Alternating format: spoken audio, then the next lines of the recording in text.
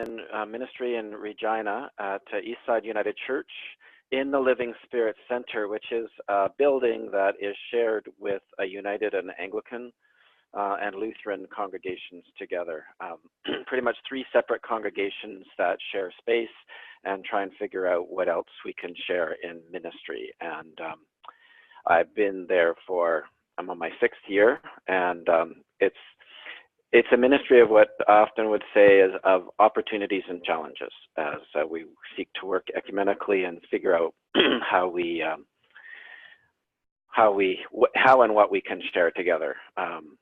And there's been a bit of a shift with a change in ministry staff, and one of the congregations, and that has been a very good move forward ecumenically. So there's much more sharing that is happening than has happened in the past few years before that. Previous to that, this is actually the first ministry that I've been in where I am the sole minister doing everything. Previous to that, I have been in ministry for 25 years before that in children and youth ministry, pretty much in team in congregations, as well as some outreach ministries as well earlier on in my life, beginning of earlier part of my ministry. So I've been doing a lot of kind of trying to figure out and working with children and youth and families, and more recently trying to figure out how we be church in this challenging time as the church changes. I think most of you probably know the statistics that the average attendance, if families are regular attendance, their average attendance is 1 in 4 Sundays is when they make it. And so it seems to be that life is so full and very busy such that even when Sunday comes around and they might be free and not carting their kids off to sports or music things or whatever it might be, they're exhausted and maybe just want to rest, and so they don't make it to church on Sundays. So it's trying to figure out how do we offer something for those families who still want a spiritual connection, a connection with church, a connection with faith, but for whom Sunday morning doesn't work. When I first started here, I would kind of preach that a fair bit, that Sunday morning's not working for people, but I realized that Sunday morning's working for those of us who are here on Sunday morning. But there's a number for whom it isn't working, and so we need to keep doing Sunday morning, but we also need to figure out new ways of being church as well. And so as one of those efforts, I started a family dinner with mine, just to provide an opportunity for families to come to have a meal together in their busy lives without any kind of expectation of program or ministry, such that they could just come and have a meal, have fellowship. I provided some sort of around the edges spiritual practices that were family friendly, that most of the kids would engage with and whatnot. And how that turned out was we did get some families coming, but I also want to share a bit of some of the promotion that happened with that. I'd heard from a friend in Victoria about Meetup, which is a social media connecting opportunity for people, and she had put on Meetup I think it was a Sunday school picnic gathering that they had after church, and they had over 100 people from the community that showed up because it was on Meetup. And I thought, wow, this is incredible. So maybe this is something I need to check out.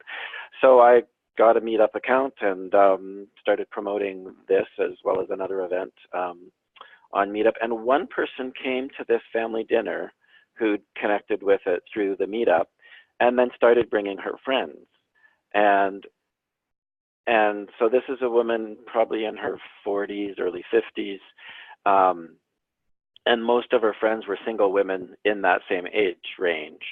And so it didn't quite fit my expectation of what the family dinner would be, but it was definitely meeting a need. There was some weeks that she would bring up to 10 to 15 friends to this dinner. So it was something valuable for them that they were enjoying. So we've actually, given that, shifted it to more of a community dinner and looking towards doing a dinner church type thing, but it didn't meet the family ministry expectation or hope that I did. So we're now, and part of in starting the family ministry, I kind of wondered if it might evolve into something else like Messy Church. And so we are now, with the 3 congregations together, are looking to do 2 pilot programs this year of Messy Church to draw families from the community.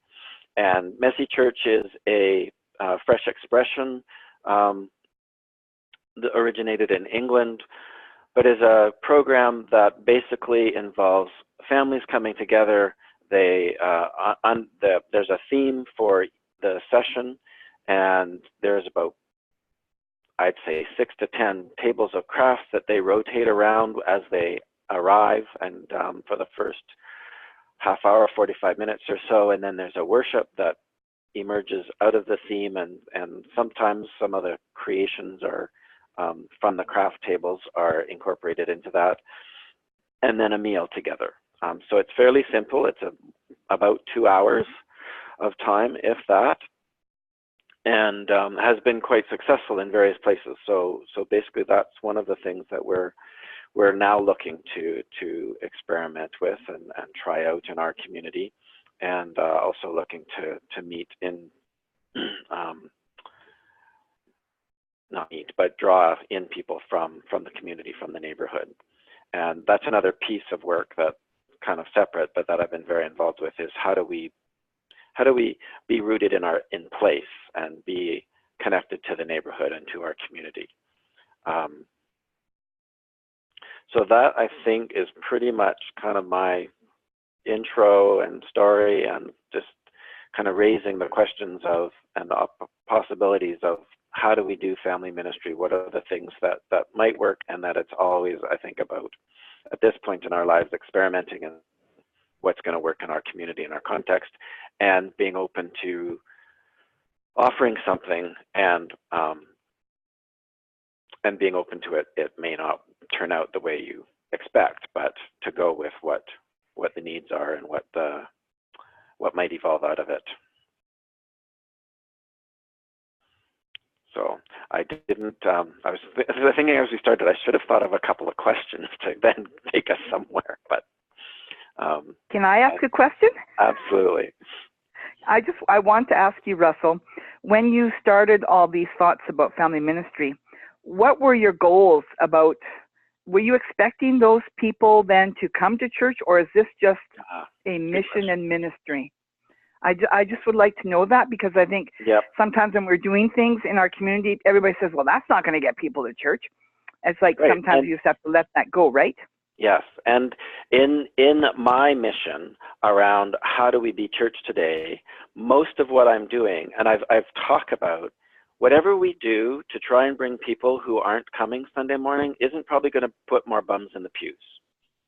But it's about working to offer something that's going to meet their spiritual needs and can be church for them. So it's shifting our understanding of church beyond Sunday morning. Sunday morning is church for some of us, but there needs to be more that we can offer, so that we can offer the ministry that we need to. Right, because I've been hearing a lot from people that Sunday morning is not the focal point of the congregation's life anymore. That everything that happens during the week is the big stuff of meeting needs of beyond your community. So yeah, and I think I've come to a place to be careful on how we frame that, because I think it's both and. I think a lot of church communities, Sunday morning is still largely the focus, and there's nothing wrong with that. But I think it can be a problem if that's our only focus. Okay. If we want to continue to thrive, to be a community in the neighborhood and in as church, because we're all, I think, struggling to survive. And the other challenge is that some of these ventures may not contribute to the sustainability of the church. And I think it takes time to grow that. And so I've heard of folk that have been doing Messy Church, for example, for a while, that start to build the community of people who are coming to that program and that ministry, and then they want to offer more. And so they ended up putting out a basket, and people, that's their donation to the, not just the dinner, but to the service and ministry that's being offered. Okay.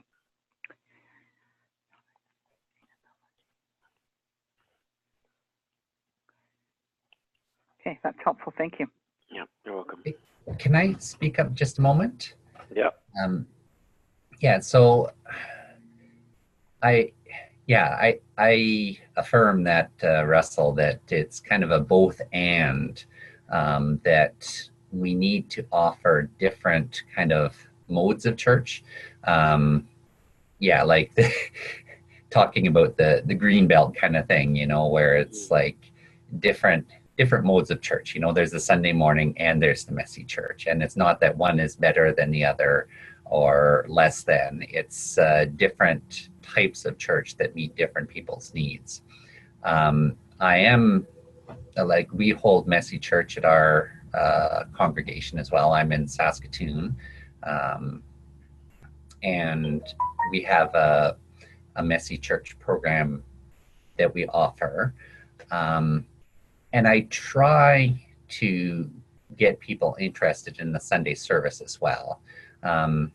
We've kind of got a bunch of children's programs. I mean, we're fortunate enough, I'm the minister for children at our church, so we're fortunate enough to have a full-time person.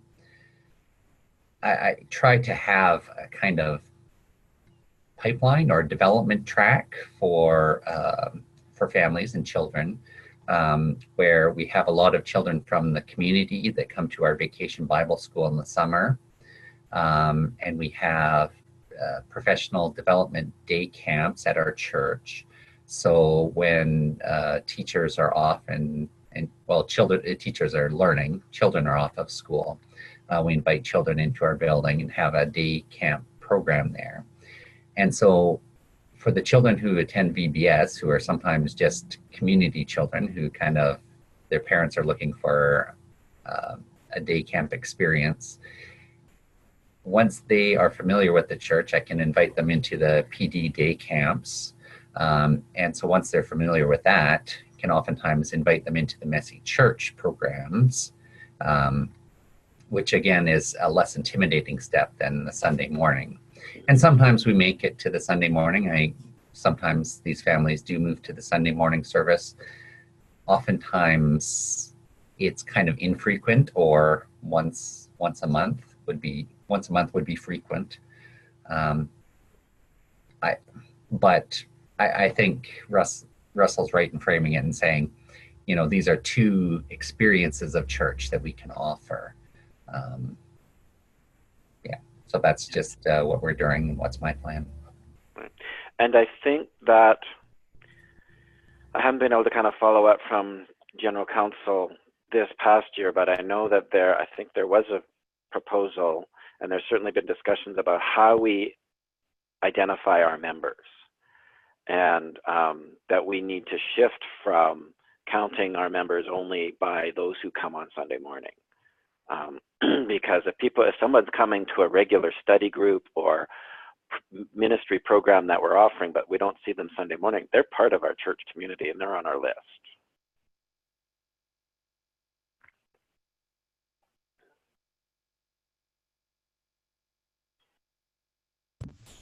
Are there other experiences that people have?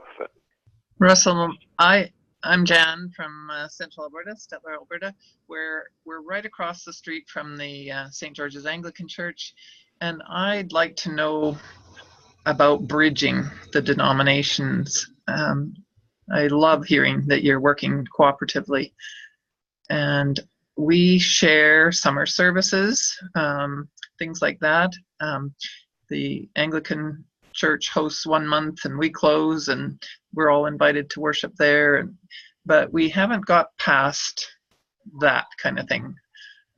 We haven't done things together much, and I'd like to get there. Well, that's good. I mean, you've got some good first steps there, certainly, and already sharing in the summer. That's a good shared ministry.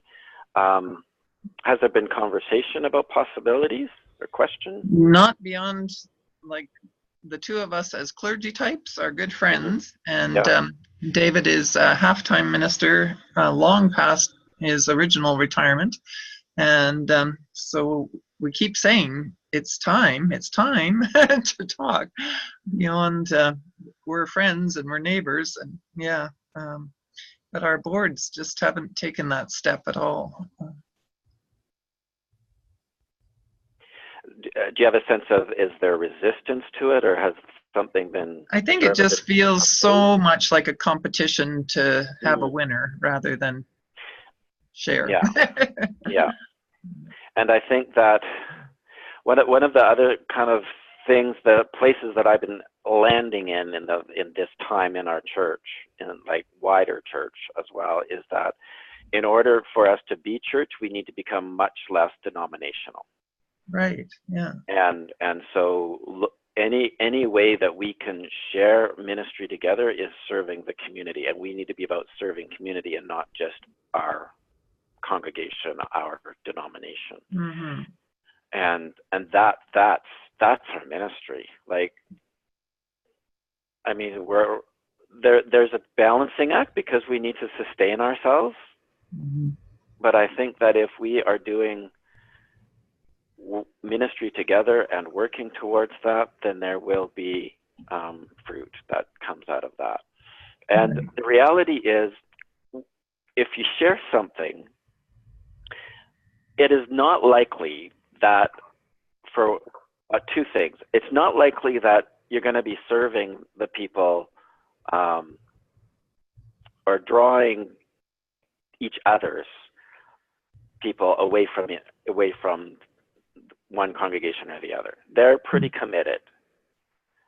And the ones that you are drawing who aren't coming to church, they're not coming to church. So Yeah. what does it matter if they're coming to a shared ministry program? I mean, part of what it would need to work out, that if it comes to a place where there's donations that come from people who are participating, then you just agree to share that equally. Right. So it's being able to have those hard conversations about what are our fears, and are they really based in reality? Right. Mm-hmm. So your Messy Church, for example, is advertised throughout the other denominations, or? Yep. Yeah. In each of our congregations, we're promoting it equally. And the leadership is visible from all three. Yeah. Yeah. So actually, we've each taken responsibility for one aspect of it. So that I'm doing the craft part, the Lutherans are doing the worship, and the Anglicans are doing the meal. Right. Mm-hmm. But we also want people from each of our congregations in each of those ministry teams volunteering. Great. I You share one building as well. Yes. Yeah.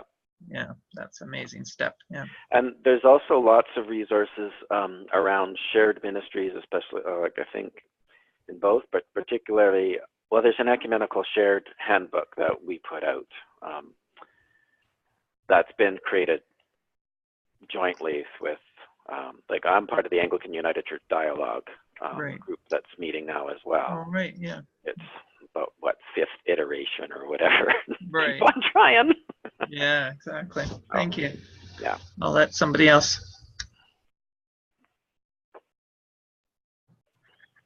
Hi, I'm Bruce Dixon from Guelph, Ontario.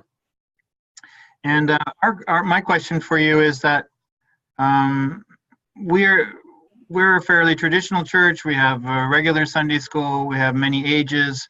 We even have a youth group coordinator.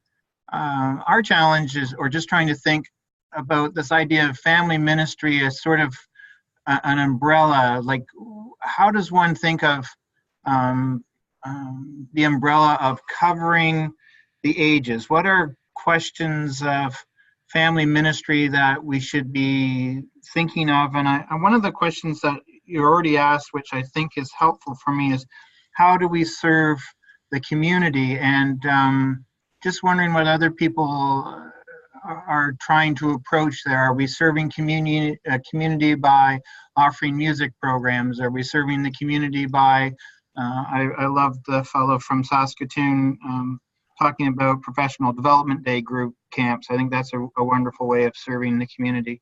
So we're kind of thinking, what's a good umbrella for something called family ministries, and how are people figuring out what are the needs that they're trying to serve? Thanks. That sounds like it's to everybody.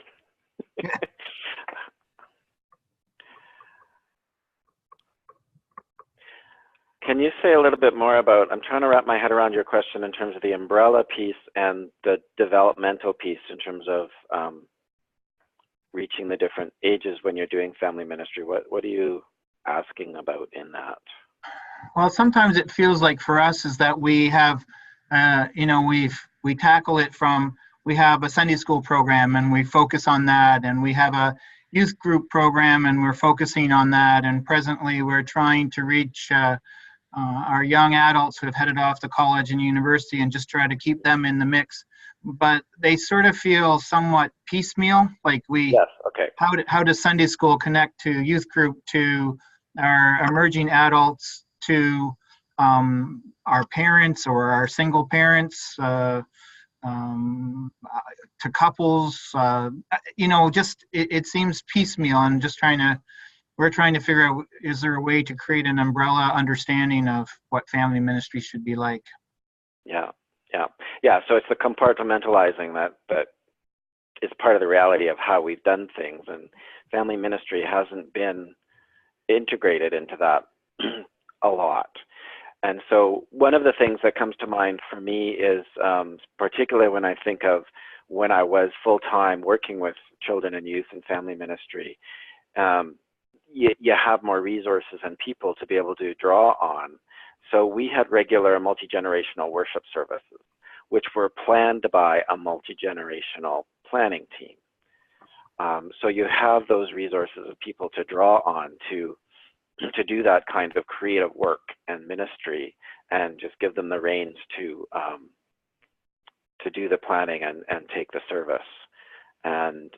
And Children's Sunday is a good start for that on November 18th. Around that time every year, it's kind of designated Children's Sunday, and there's often resources available from the website and of the National Church and stuff.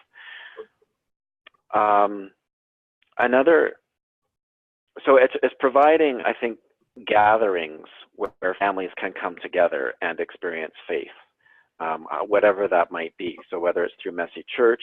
When I was at Wild Goose one year, I went to what was called a worship lab. And I've done spiritual practice activities for youth and young adults and other kinds of experiences, but this was a family-based opportunity where people came and experienced different kind of aspects of worship through basically spiritual practices, different stations. And so one of them was prayer magnet station, where you had prayer words or words on magnets on a big piece of metal, and people just came. The station was you just write a prayer using the magnets. There was a shredder at one station. You wrote a prayer of confession and you shredded it. So just simple things, but really creative and quite engaging for all ages to engage with. And I actually adapted that once for a multi-generational service, and we had stations around the sanctuary, and people rotated to them, and then it was kind of during the sermon time. So there's different ways that you can approach family ministry and getting people together. Another resource that, if you have budget for it, because you have to purchase the resource, is the Illustrated Children's Ministry. But it can be, coloring has become kind of an all ages activity. There's lots of coloring books for adults and whatnot, and they have a variety of resources. They have curriculum as well as large posters that you could get. So an Advent poster, and have it out as a engaging activity for people throughout the season. So there's different things that you can do. Yeah, I was going to say, I noticed that Sonia Wu Winter has joined us and from Guelph, and if anyone's interested in trying that Advent coloring posters, we did it here at Dublin and it was quite successful. So if anyone has questions about that, she might be able to speak more about that. So it's an excellent suggestion. Thanks. Great. Thanks for today. Yeah.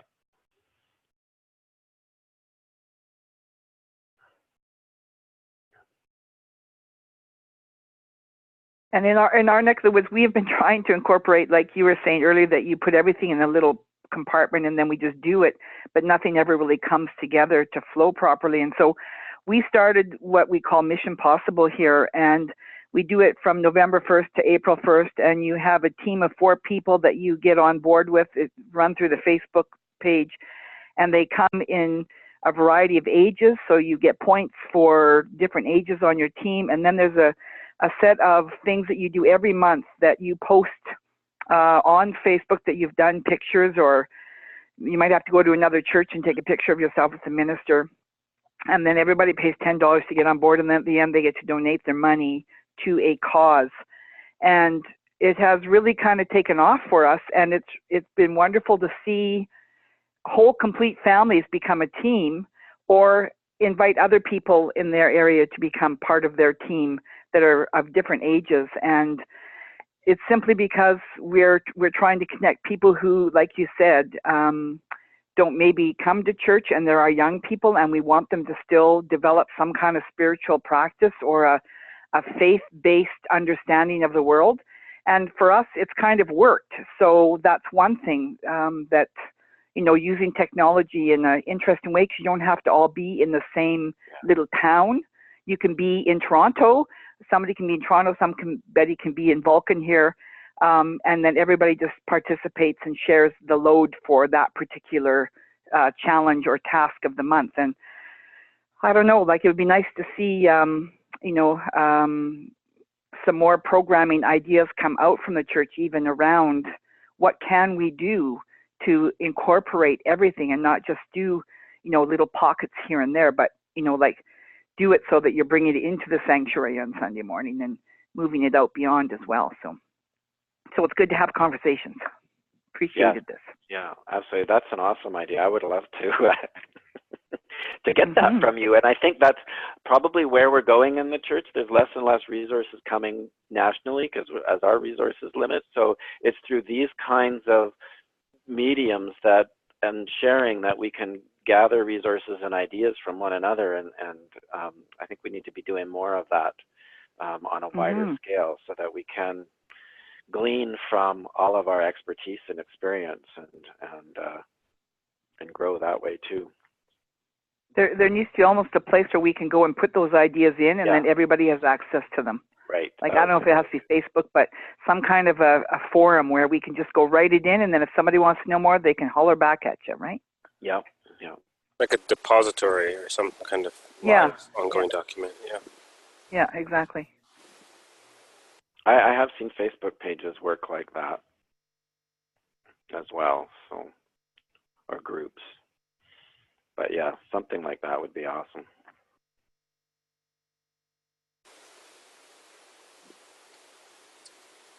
I was at a congregation in Halifax a few weeks ago, and some of the conversation, it was lay-led. The leadership had gone on a retreat, and something that someone said on the pulpit was that you need to make space for new mothers to have childcare and not have it be a place where worship becomes a place of worry about, are my kids welcome and is it going to be noisy? And it was an interesting thing for me because I'm wrestling right now with Thursdays in Black and how I show up as a man and maybe seeming as virtue signaling, and how do I do it from an authentic place. So I'm just wondering from anyone who's deals with new families, how they do that work.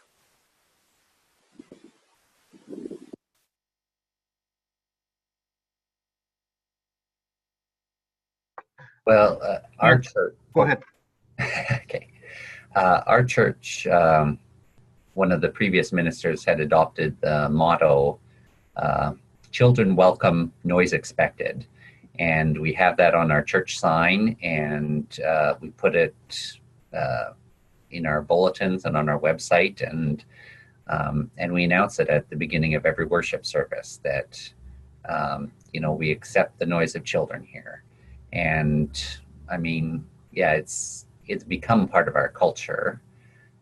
It was part of our culture to begin with, that I think people are very child positive, but I mean, it was the worship minister who said this continually during the services, and it really became part of our culture because he was leading it that way. And yeah, I think I think that's one of the things you just have to follow through with that. And there are people who sometimes say, oh, well, children are noisy. You just have to address the comments and say, I appreciate your feedback, but this is part of where we want to go, and we want to have families here. So that's one thing that we do. Yeah, it was great for me on Sunday. We don't get a lot of families coming to church Sunday morning, and so we had a new family, two families, one newer, I think it was their second time back. They had their child baptized a few years ago, and now they have a new child. And so the 2-year-old is fairly vocal. And every time I heard them in the service, I just smiled because it was so awesome to hear them. And I was really glad to hear from a member of my congregation who spoke to them afterwards and said how great it was to hear your child, and affirm that it wasn't disruptive. So it's letting children be children and creating that kind of space where they are welcome to be the wandering spirits and voices that they are. Bruce Dixon from Guelph, and one thing that someone brought to our congregation, which we're trying to figure out how to make work in our pew cards, is it was not our idea, but they just had affirmations about children and maybe about families. They were mostly about things just like Darren was talking about, where noise is okay here, but things just like we love kids, it's good that they're here, and just it's a card of affirmation, so it sits in the pew just like a welcome card or a offering envelope. And I can't remember which congregation it was. I think it was a Toronto-based one. They just had this very affirming what we think kids and families are about. And I'm sorry, it's a worship context, but in the worship context. So I thought that was a helpful idea too, just to put in print what you already believe. I thought was a good idea. Mm-hmm. This is Sonia from Guelph. I think one thing I find helpful about those pew cards is that it not only signals a value to people who are coming to visit, it also reminds people who are already in the pews and already longtime congregation members what it is we want to share with newcomers. So it's sort of a two-way street. It's a helpful reminder to us of how we want to be in the world, as well as a signal to newcomers to say, you're welcome. Yeah, and I think it's similar to, and it's connected to, like we are an affirming ministry, and it's really important that is up front every week and named that this is who we are. And there's different ways that one can do that, but welcoming children is part of being affirming.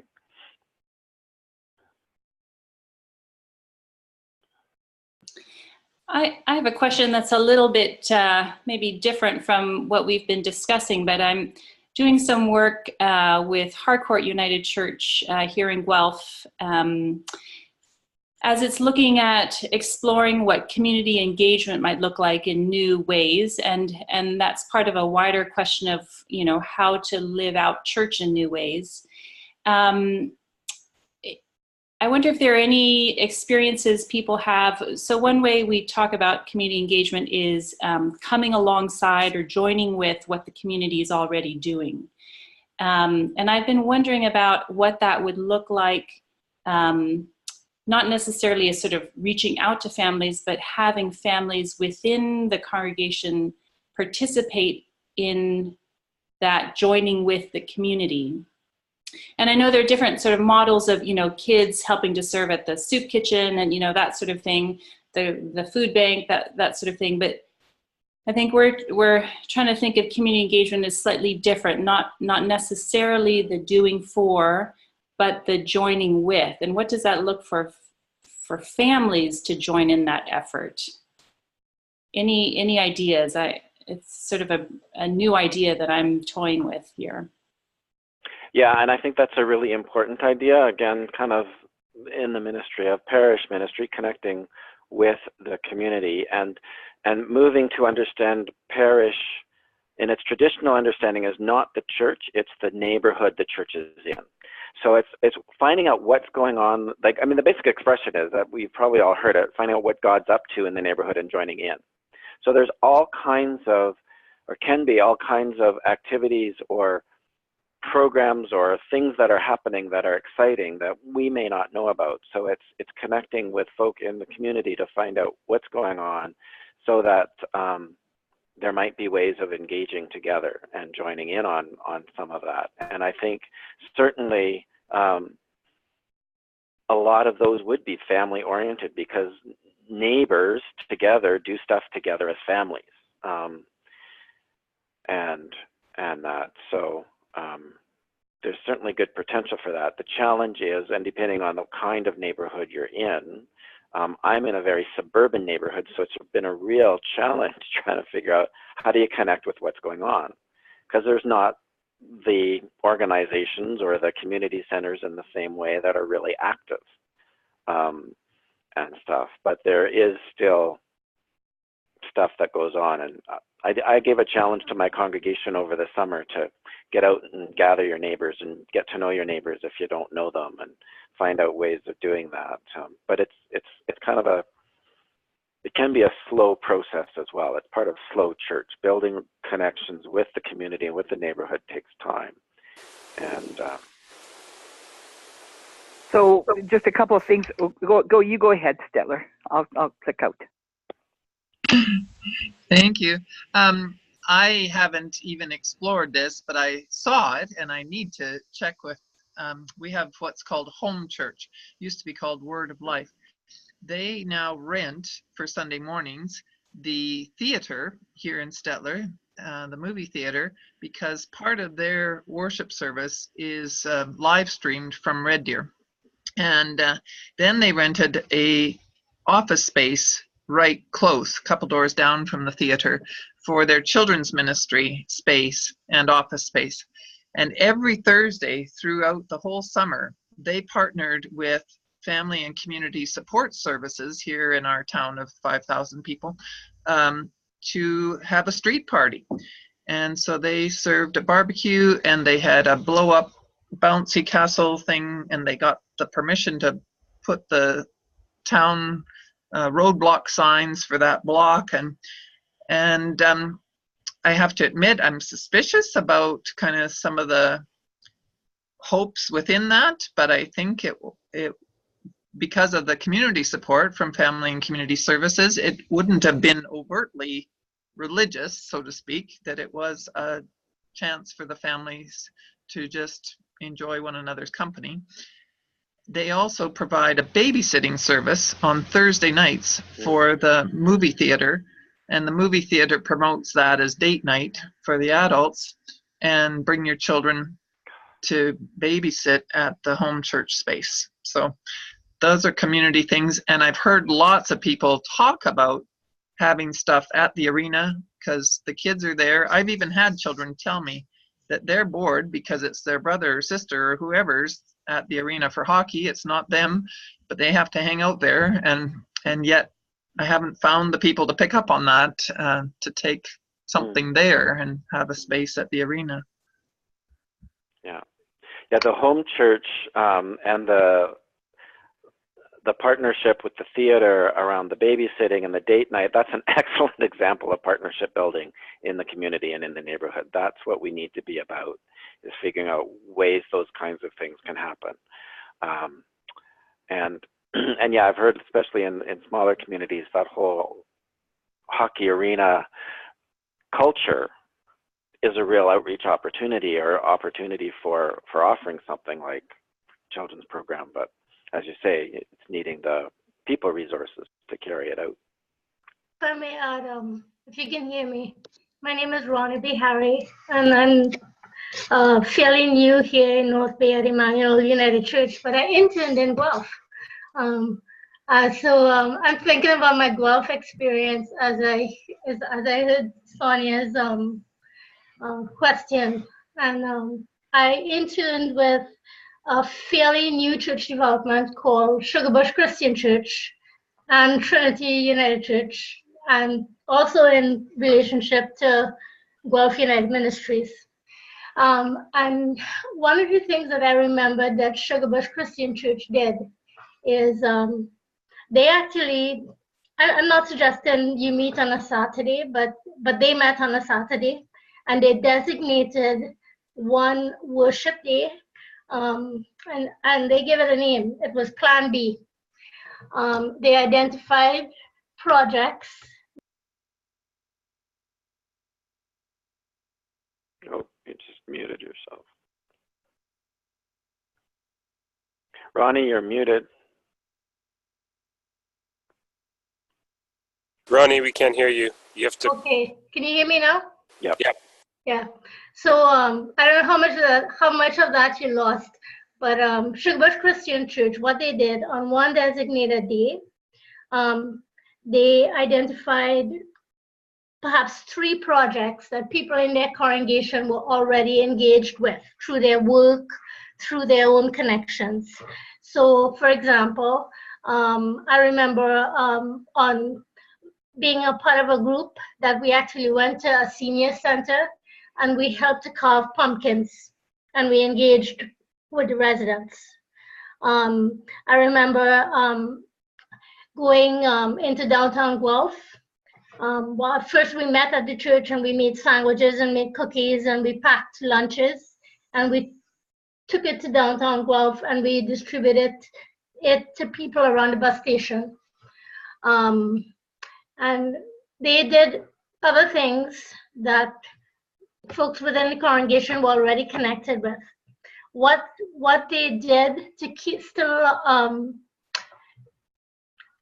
they also met, like groups would split off into different projects and then they'd come back to the church and have some discussion about what their experiences were like. So there was a sense of going out and then coming back as a group to reflect and share. And they did that at least one Saturday per month, and they met on Saturdays. Because most people in a congregation or in a group are connected to things that are already going on within the community. So they made good use of that capacity that was already there. Yeah, that's great. Thanks. And just quickly, the 2 things that we've done that kind of, to, like you said, to do what's already going on in community and partner up a bit, is that we do a trunk or treat at Halloween, and we make up all our Halloween treat bags and we put a little note in them. And this year we're just putting in there, treat others as you would have them treat you, and a big bag of candy, and then they come around to the trunk of the car and they receive it with somebody who gives it to them. You could have all your congregation members come to your church parking lot, dress up your car, and then give out the treats there, and then people are actually coming to your church building. And the other thing that we do is we do the local Easter hunt. So we advertise, we collect all the candy, we hide it in the park, we have all the kids come and register. We have about 170 kids that come, our small community. And we also take the opportunity to put a little note in there about why we do the hunt, because it's a surprise. You don't know what you're going to find. And Easter is a big surprise. And please find a church to attend, the church of your choice on a Sunday, Easter morning. So those are some ways that we've tried to partner and work in our community. Plus, we also have a really good ministry with our local schools, where we go in specifically at Christmas, Mother's Day, and Father's Day, and we do the complete school, all the grades, 1, 2, 3, 4, 5, 6, and we do crafts. So we do a Christmas craft with each class, we do a Mother's Day gift they can give, and a Father's Day gift, and the school is really good about receiving us, and we just take everything and we go. And it's been an amazing experience there too. So we started that because the kids, if you're from a small town, when they had come for a funeral, you already know who they are and they know who you are. And because we get a lot of folks here in our community that have no connection to the church, and we do the funeral, I've got a connection to the kids because I am in the school and I see them on a regular basis. So it it just helps, I think, helps us in this small community to make connections in ways that, you know, our community, we don't see them in Sunday school, but we do make connections along the way. And when I'm at different things, you know, the kids recognize you. So, so there are ways we can do it. It's just doing it right. That's the issue. So I have a question and a comment. Is that a non-faith-based school that you get to go into and do that work with? Yes. They're just public schools. Incredible. That's a lot of the tension in my work, actually, is how to do that respectfully and in a way that's going to be received authentically as a faith-based institution, partnering with universities. Or I would love to hear a little bit more about that if you want. It's not too much. Yeah, it's about making connections, and in fact, I was blessed because I got to have the school's award for volunteerism. They gave me the big award last year for the school. So it's just because we are a small community, and because I see those people in a lot of variety of ways that especially the teachers, because I'm on a lot of different committees I meet them up as well. And so, and it is about getting the relationship built, right? And so, yeah, so it's been fun because I'm a diaconal minister, and I absolutely love the programming part and being with the kids. And so it's my opportunity to do that. And I've always got people who will come along with me and share in that journey. So it's become really, the school has become, we've partnered up with them, and our UCW has partnered up with them, provides some hot lunches on occasion, and also provides food because we have a fruit bowl in every classroom. And so our UCW puts funds towards that as well. So any way we can get in, we've done it in a way that's not been like in your face, come to church kind of stuff. So it's worked for us. Beautiful, relevant, progressive response to Russell's original question: how do we be church in this challenging time? Right. And to further to Russell's point, he was saying that it takes time, it's slow, and it reminds me of a nice soundbite that I heard from my colleague. Progress happens at the speed of relationships. There we go. Think about relationships in your own life, friends and family and colleagues and professional. It takes time to build that rapport, and even just have memories that you can archive and go back on, right? My comment to you on that is that I absolutely love that treat others as they would treat you, right? That's a beautiful, I've been looking for how to get engaged with Halloween, so I'm going to use that. Thank you. It also is so much fun because your different members can decorate the cars, right? So whole families, complete families can come with their car and put the trunk up and have their Halloween candy. It engages. I don't know if everyone kind of remembers this era. When you say whole family, nuclear or non, the idea of people coming together with whatever family formation they have. And in the mid-90s or so, Toy Story and Shrek started doing this revolution where everyone could come to the same movie. And it was originally intended kind of for children, but there were all these subtle jokes that adults would really appreciate. Does anyone follow that or had seen that arc in kind of like, so it's an interesting thing. That's right. Yeah. That happens, yeah. We're laughing and they're sitting there like, yeah, the adults are got it and the kids, they just laugh along with you. or they're laughing at something else totally different, right? In the animation, it's Yeah. Thanks, Joshua. That just reminded me of another thing I saw in Calgary, and we want to do it here, a sing-along with Sound of Music, and to do a movie and have a sing-along is an idea. And thanks, Sue. The school, I went to be a volunteer reader with 2 children in grade 1 last year, and what a wonderful opportunity that was to see other kids. And one kid stopped me and said, "Hey, you're the one that did the words at my grandma's funeral." There you go. Yeah. and if you need a backup for your congregation who says, "What are you doing over the school?" You just say, "Hey, if kids can't read, they can't read the Bible either." Yeah, yeah. That's what I pulled out. And they have these virtues that they promote at our elementary school, public school, and is it the leadership in me? Yeah, they're so much really what we would call morals, values, biblical principles. So you can make the tie-in for sure. Yeah. Easy. We're coming to the end of our time together. I just want to invite anyone who hasn't spoken, has a curiosity, comment, question, random mumbling, to insert yourself if you'd like. No pressure. Just make that space.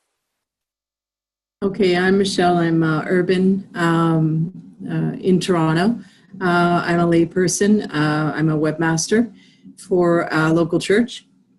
And we have hundreds of families come through our facility between Monday and Saturday.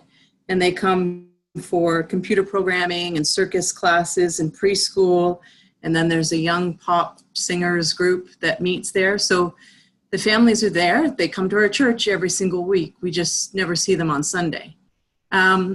We do have success in a family ministry on Sunday in theater programs. So we put on some presentations based on books that follow our mission. And those are very successful, and it always gets the whole family out, and it really works very, very well. We've done The Chickens Build a Wall. We've done The Quilt Maker's Gift. Those are two recent ones that we did. And the cast is great, and we let the kids run the whole show. It's kids, youth, babies, it's everything. I did laugh earlier when somebody was saying about the noises in church. I remember my baby being 4 months old and being the baby Jesus, and somebody going, "Whose kid is that?" And so we still go to that church, which is amazing. But our worship minister is a new parent, and there's learning about having babies and kids and youth at church. So she writes a lot about that. She's written articles about babies at church. Her name is Rev Emily Gordon. And it's just allowing that space to have kids there, that it's okay, that kids can light the Christ candle. Kids can be a part. They can hand out the bulletins to anybody. So we try and make them a part of worship. Thank you. Thank you, Michelle. That's wonderful. I just need to explain.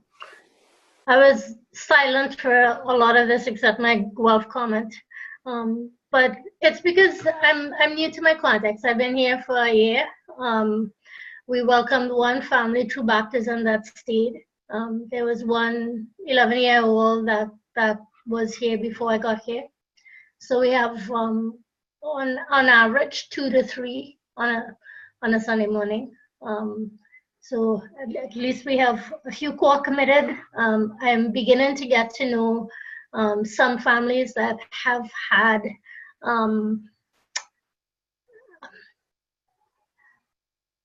we're trying to rebuild relationships. They have not always had positive experiences. And so we're trying to do some deep listening. And just last month, we tried having a messy church type event on a Friday night. A lot of the congregation came out as well as these families that are sort of marginally connected to the church. And we're hoping to have a second event in November. So I was listening for ideas, mostly, because we're having to rebuild a Sunday school here. Because, yeah, I mean, fortunately we have 3 committed.